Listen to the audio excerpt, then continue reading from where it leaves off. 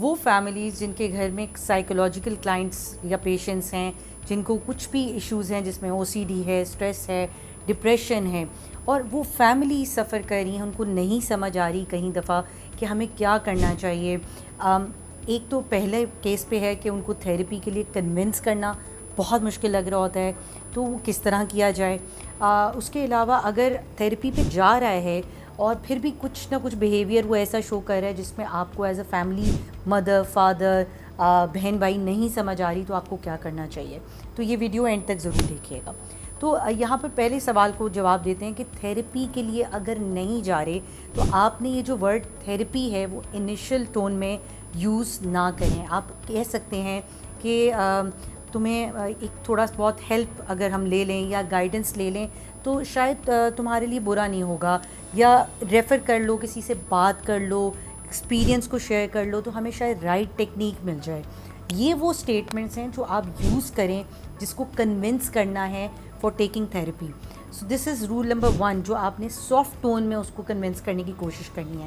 اگر آپ سٹارٹ ایسے لیتے ہیں کہ تمہیں تو یہ مسئلہ چڑھ گیا ہے، تمہارا ڈپریشن ہم سے ڈیل نہیں ہو سکتا، تمہیں تھیراپی لینے کی ضرورت ہے، تو اس سے جو جس کے ساتھ پیش آ رہا ہوتا ہے جو بھی سچویشن، اس کو وہ نیگیٹو وائب آتی ہے، تو وہ تھیراپی کو ایک ٹیبو لینا شروع کر دیتا ہے.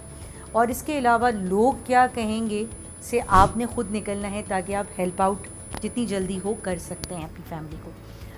اس کے علاوہ یہاں پر ہم نے بات کی کہ جب فیملی دیکھ رہی ہوتی ہے کہ سچویشن ایسی ہو رہی ہے، غصے میں آ رہا ہے کلائنٹ، تو بہت زیادہ چیخ و پکار کر رہا ہے، مار رہا ہے ایٹسیکٹرا، اور تھیراپی بھی لے رہا ہے، تو فیملی کو یہاں پر یاد رکھیے گا، فیملی میں صرف مدر فادر فیملی نہیں ہے، اس میں بہن بھائی بھی شامل ہیں، اور اگر گھر جوائنٹ فیملی سسٹم میں ہیں تو وہ لوگ بھی شامل ہیں.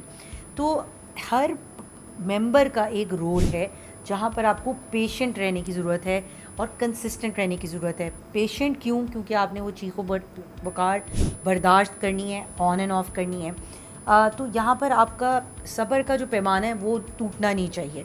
آپ کو یہ پتہ ہونا چاہیے کہ اگر وہ رائٹ ہینڈ میں ہے تھیراپی لے رہا ہے، اور اگر نہیں بھی لے رہا تو میں پیشنٹ ہی رہ سکتی ہوں، because this is important for you.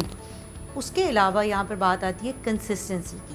ایک دن اگر آپ let suppose as a family آگے سے ریٹیلیٹ کرتے ہیں، بولتے ہیں، چیخ و پکار کرتے ہیں، یا ہم نے کچھ کیسز میں دیکھا ہے پرمیسو اسٹائل آف پیرنٹنگ چلی جاتی ہے کہ پیرنٹس گیو اپ کر جاتے ہیں یا فیملی گیو اپ کر جاتی ہے کہ یہ تو اس نے روز کا تماشا، یہ تو اس نے کرنا ہی کرنا. تو یہاں پر یاد رکھیے گا کہ اگین آپ کی جن چیزوں کو آپ ایگری کرتے ہیں اور جن چیزوں پہ آپ باؤنڈری رکھنا چاہتے ہیں اس پہ آپ کا کنسسٹنٹ پیٹرن ضروری ہے. اگر وہ نہیں ہوگا، آپ ایک دن کچھ اور کہہ رہے ہیں، دوسرے دن کچھ اور کہہ رہے ہیں، تو اس کو مینوپولیٹ کرنے کی عادت پڑ جائے گی.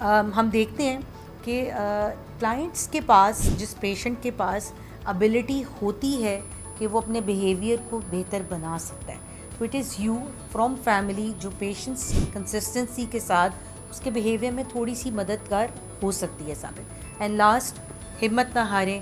آئی know this is very challenging for you who is having that problem, جو ساری سچویشن کو ڈیل کر رہا ہے، لیکن یہ آپ ہی ہیں جو اپنی ہمت سے کام کر سکتا ہے.